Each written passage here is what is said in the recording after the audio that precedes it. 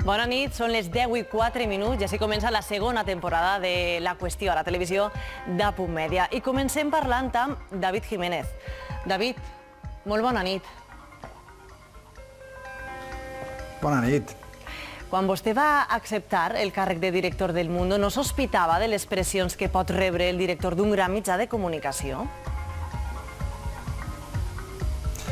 Bueno, como cuento en mi libro, el director, yo llevaba 20 años fuera de España, trabajando como reportero de guerra, como corresponsal, y fue, digamos, el aterrizaje casi de un extraterrestre, ¿no? En un despacho, en un centro de poder de Madrid y en uno de los grandes diarios del país.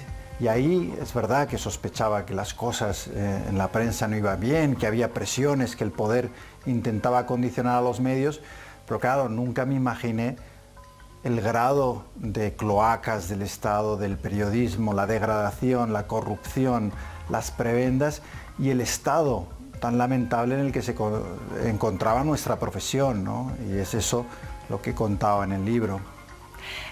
David, de seguida continuarem parlant i d'alguna manera aprofundint en això que ja ens ha deixat algunes pinzellades. Parlarem amb David Jiménez, però també parlarem amb molts altres convidats que ens ajudaran a dibuixar el mapa de les relacions entre el poder, els diners, la premsa i la ciutadania. Parlarem també de les notícies falses, de fake news, parlarem de xarxes socials, de comunicació i de periodisme en general. Comencem.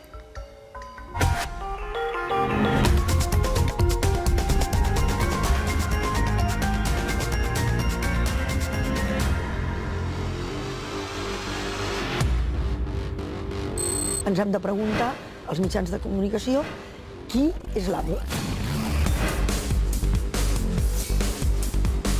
Bueno, la mentira en la información ha existido siempre. Fake news.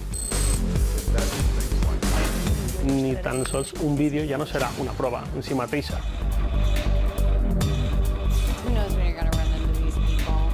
Fake news. Suposa que refereixes al porno.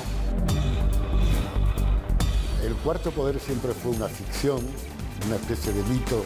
Fake news. No pensar que estàs informat quan estàs entretingut.